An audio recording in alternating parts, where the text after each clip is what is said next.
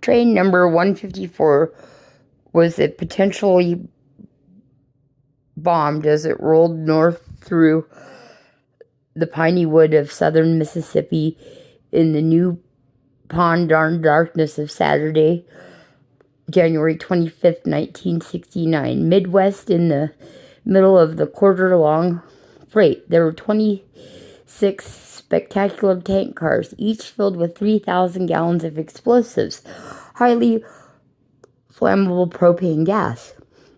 Ahead of them was a red and white tanker truck with 11 more lethal cargoes, hydrogen toxin gas used for extermination rats and insects on ships. So poisonous that it can bring rapid death to any person exposed to it for a few minutes. Shortly after 4 p.m. on the Southern Railroad train system had passed down Lorain, population of 23,500, and was rambling along at 3 hours through a closely packed section of homes. Small business, light industries. Suddenly, without warning, emergency brakes slammed into place and 3 huge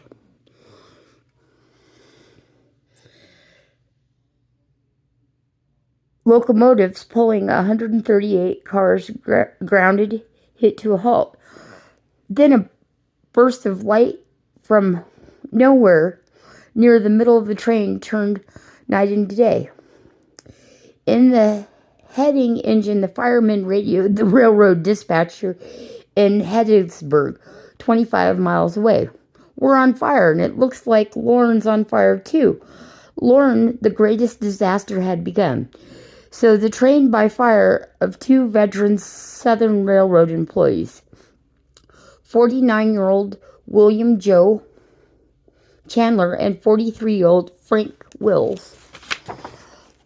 The trouble had started when a wheel of one of the propane tank's cars broke as it passed over a crossing. When the car derailed, it pulled and broke into 3 parts. In the front of the rear section were on the rails. The center section was off, and the air hose connection to the brakes running the length of the train were severed. As the air in this line escaped, the iron shoe of the emergency brake system automatically descended on the wheels and brought the train to a screeching halt. As they flipped over, some of the train's derailed cars had begun to tear open. The compression of the gas inside was released, and with a mixture of the outside air, the explosive quantities were increased 13,000 folds heavier than air. It crawled along the ground like a flowing lava. Fire sparks from the wreckage ignited in at once. The train roared with white flames about 5,000 feet into the sky.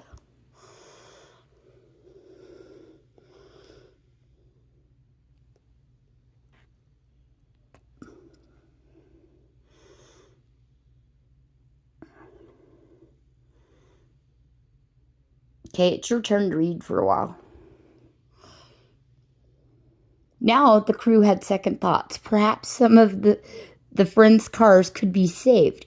None of the cars still on rails, however, could be moved until the emergency brakes were released to the point where the line were severed from the decarred rails. Then the engines could have been hooked up again, and the air from them pumped back through the brake system until the new pressure was built up to release brakes. Somehow they had to go to the broken lines and close the valves by hand.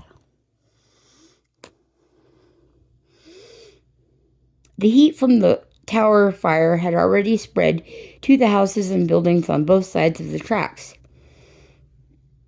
Were sirens. They lifted the heavy collars around the necks and forced for protection. With a small twinkle-twack in his head, he began to walk toward the flames. All I could think about was the hydrogen oxide gas cylinder. Well, you don't use water to put that out, I'll tell you that. Don't use water for that.